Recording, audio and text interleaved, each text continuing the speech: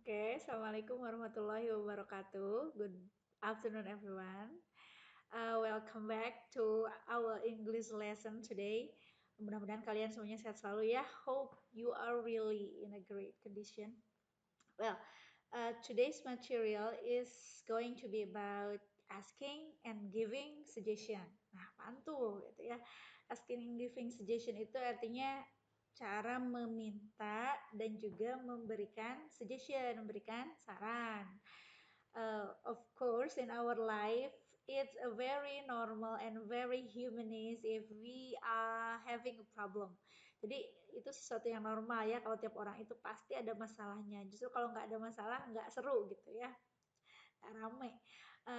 Nah, and I think it's usual for us to give suggestion to other people. Kadang kita minta saran, memberi saran pada orang lain ya, ketika mereka punya problem, or on the contrary atau sebaliknya, when we have some problems in our life, we ask suggestions from the others. Ketika kita punya masalah, kita mungkin saja kan perlu bantuan atau suggestion saran dari orang lain. Nah, yang akan kita pelajari hari ini tuh how to ask and how to give suggestions in English style gitu.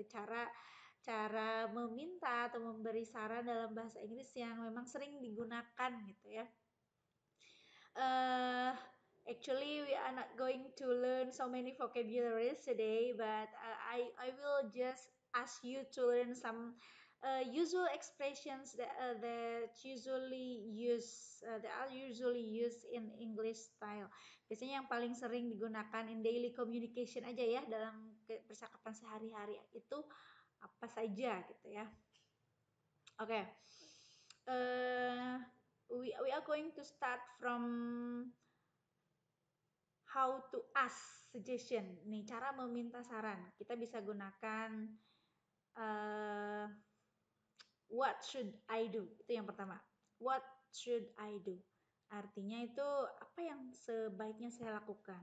Dan kalimat ini, what should I do ini, itu dikategorikannya itu sebagai formal question. Biasanya yang sering dipakai untuk bahasa-bahasa formal ketika meminta saran itu dengan kalimat itu, what should I do? Nah, setelah itu what is the other expression? Nah, cara lainnya itu dengan menggunakan frasa you can say any idea. Nah, ada ide nggak sih? Nah, gitu ya, itu bisa. Or you can say any suggestion for me? Ada saran nggak buat saya? Itu juga bisa. Or you can say what am I supposed to do? Apa yang kira-kira mesti saya lakukan nih gitu ya. What am I supposed to do? Oke. Okay. Cara nulisnya gimana nanti dicek ya. Oke. Okay. And then now itu cara-cara bertanyanya. Sekarang gimana nih cara menjawab? How to give suggestions to others. Cara memberikan sarannya sama orang lain, kata-katanya harus gimana sih gitu ya. Nah, kalau di questionnya tadi ada what should I do? So, in the answer, we can say, kalau misalkan kita ngasih solusi ke orang lain, kita bisa mengungkapkannya dengan cara, you should. Nah, gitu, you should. Kamu sebaiknya, misalkan nih, kamu udah lama tuh nggak ketemu seseorang ya minta saran, kamu udah lama nih kangen nih, I miss my friend, I miss my old friend gitu, saya kangen nih sama teman lama saya udah lama, ya udah gitu, you should visit your old friend. Kamu sebaiknya ya temui teman lama kamu, at least you should call him gitu, minimal telepon deh gimana gitu ya, chatting kan sekarang ya, DM sih gimana, apapun whatever itu bisa. You should call him, you should chat him, or you should visit him gitu. Nah, catatannya ketika kita menggunakan auxiliary, kata kerja bantu should dalam sebuah kalimat, maka kata yang berikutnya yaitu adalah kata kerja, verb, ya, kata kerja, verb bentuk ke satu. Tidak boleh pakai embel-embel apapun. Nah, kalau dalam bahasa Inggris itu kita biasa menyebutkannya dengan root, kata kerja dasarnya gitu. Ya seperti tadi, misalkan kalimat lain nih, misalkan kamu sebaiknya istirahat. So you can say you should take a rest. You should take a rest. Kamu sebaiknya istirahat. Kalimat yang lainnya untuk mengungkapkan suggestion, mengungkapkan saran. You can say you had better. Nah, had better ini dua kata, two words, but it has one meaning. Artinya itu cuma satu kata. Itu sama dengan should sebaiknya. You had better itu sometimes disingkat ya. Sometimes it's shortened by using D aja. So you can say you'd better. Misalkan kamu sebaiknya tidur deh gitu ya. You look tired. Kamu kelihatannya capek. You'd better sleep. Kamu sebaiknya tidur gitu ya. You'd better sleep well. Kamu sebaiknya tidur dengan cukuplah gitu. Tuh. Atau misalkan catatannya ibu ada yang kelewat tadi, ada yang salah ya, sorry. I have to correct it. Ada yang harus ibu koreksi. You'd better to sleep well gitu. You'd better to sleep well. Nah, bedanya ya, the difference between should and had better. Kalau should ini verbnya itu tidak boleh pakai suffixes gitu, tambahan apapun, embel-embel apapun nggak boleh ya. But in had better, dalam kata frasa had better ini kalian harus menambahkan kata to. You'd better to sleep.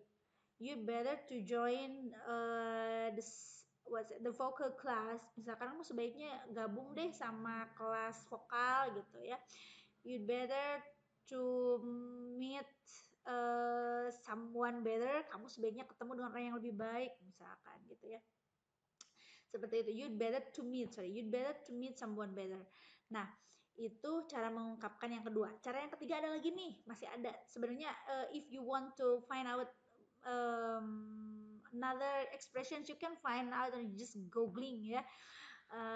In very wide sources, banyak sekali sumbernya. Kalian tinggal cari-cari aja cara how to give suggestions in English misalkan, itu bisa sebetulnya. Next, tadi yang ketiga sekarang ya. Tadi yang kedua, sekarang yang ketiga. The third one. You can use why don't you. Nah, why don't you ini sama juga mengungkapkan suggestion. Misalkan, why don't you come to my home to play with my new friends gitu ya. Kamu kenapa nggak datang aja sih ke rumah saya biar bisa main-main lah sama teman-teman baru saya gitu ya. Why don't you come to my home? Why don't you pray? If you feel sad, kalau kamu ngerasa sedih, why don't you pray to Allah? Kenapa kamu nggak berdoa aja sama Allah gitu? Seperti itu ya. Seperti dengan kata should. Nah, why don't you ini diikutinya langsung verb ke satu. Nah, nggak boleh embel-embel apapun lagi. Nah, just like that, itu simple examples-nya gitu ya. Itu kalau untuk ngasih saran yang sifatnya semacam perintah gitu ya. Nah, tapi kalau misalkan gimana nih kalau misalkan saran tapi larangan? It's a warning gitu ya, larangan. Nah, kalian tinggal tambahin aja negasinya.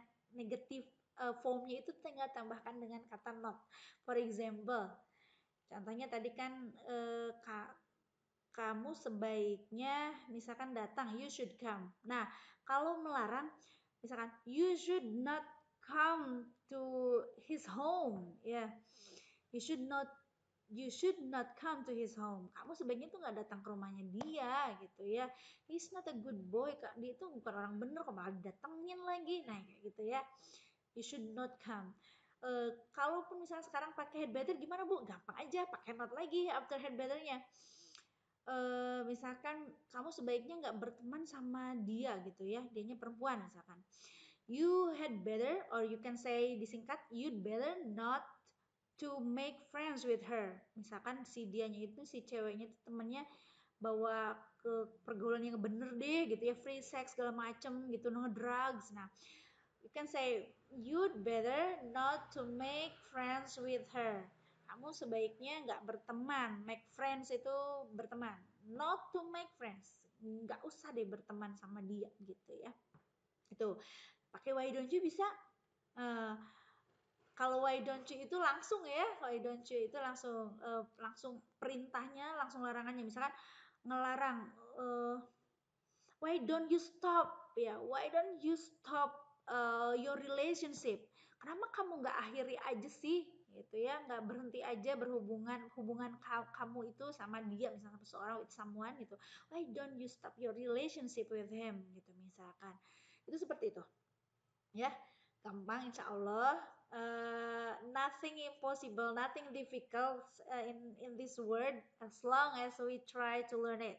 Okay, good students, thank you so much for now. Keep your spirit to do something good, and keep your spirit to learn from anyone, from anything, anywhere.